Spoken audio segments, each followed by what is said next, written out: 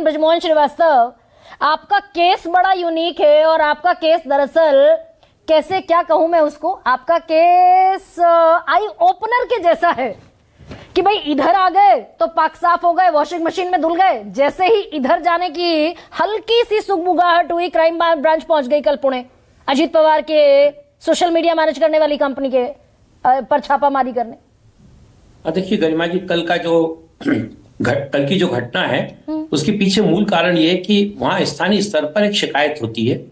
वो crime branch भी महाराष्ट्र सरकार की एक पुलिस का एक अंग है। हाँ। वो कोई केंद्रीय सरकार से जुड़ा हुआ अंग नहीं है। हाँ। उनको शिकायत मिली और शिकायत के अंतर्गत उन्होंने वहां पे कार्यालय में जाके पूछताछ की। वहां पे जो स्थिति थी वो उनको बता दी गई, उससे वो संतुष्ट होकर बाहर आ गए।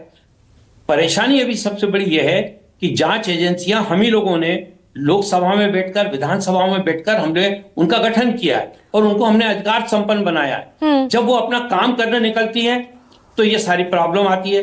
लेकिन इसके साथ ये बात भी सच है कि जांच एजेंसियां जो हैं वो उनके ऊपर भी उंगली इसलिए उठती है कि वो ऐसे समय पर सक्रिय होती है जबकि राजनीतिक वातावरण पूरी तौर से चार्ज होने लगता है। तो ये बहुत ही दुविधापूर्ण ढंग से सक्रिय हो जाए ना बृजमोहन श्रीवास्तव। मैं तो इस चुनावी मुद्दे को भी छोड़ने को तैयार हूं।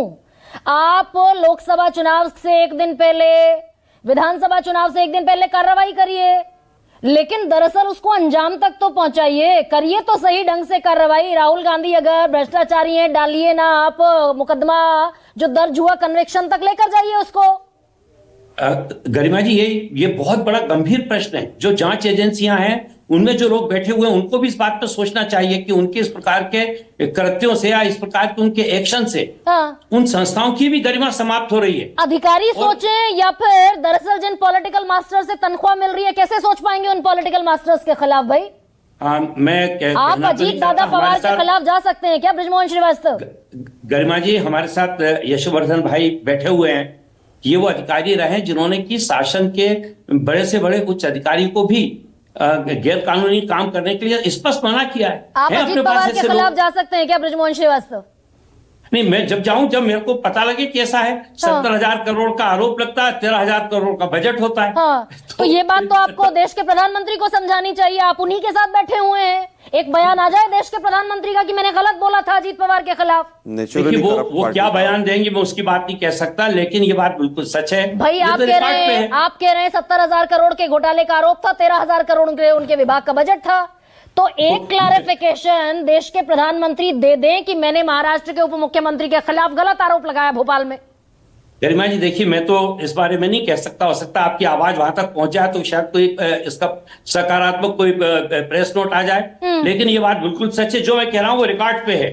70,000 करोड़ का जब आरोप लगा उस समय आदरणीय अजीत दादा पवार के विभाग का बजट 13,000 करोड़ था। ये तो रिकॉर्ड के ऊपर है ना, ये कोई ऐसी छुपी हुई बात नहीं है। और यही कारण है कि रिकॉर्ड माने या देश के प्रधानमंत्री का रिकॉर्ड माने, किसका मानूं? मैं इस पे एक बात और स्पष्ट कर दूं, बता दीजिए मैं किसका मानूं? था गरिमा जी, ये जो आरोप लगाया था, इस आरोप को दोहराया है उन्होंने। आरोप तो वहां की एक स्थानीय कार्यकर्ता है, उन्होंने लगाया था। वो लगाने के बाद आदरणीय अजीत पवार ने इस्तीफा दिया। मुझे यहाँ रिसर्च टीम, बृजमोहन श्रीवास्तव, मुझे मेरी रिसर्च टीम रिसर्च करके देती है। मैं आज तक उसको क्रॉस चेक किए बगैर सबसे बड़ा सवाल के मंच पर नहीं बोल पाई। मैं पहले उसको क्रॉस चेक करती हूँ, ठीक भी है नहीं है, पढ़ दूंगी तो दिक्कत तो मेरी है ना भाई, कि मैंने किसी और की कॉपी पढ़ दी, किसी और का आरोप पढ़ दिया प्रधानमंत्री नरेंद्र मोदी ने। गरिमा जी, जो किया कुछ किसी और ने है, आप उसका जवाब मुझसे मांग रही है। मैं मेरी बात कह सकता हूं कि हमारे आदरणीय नेता के विभाग से 10 सेकंड मुझे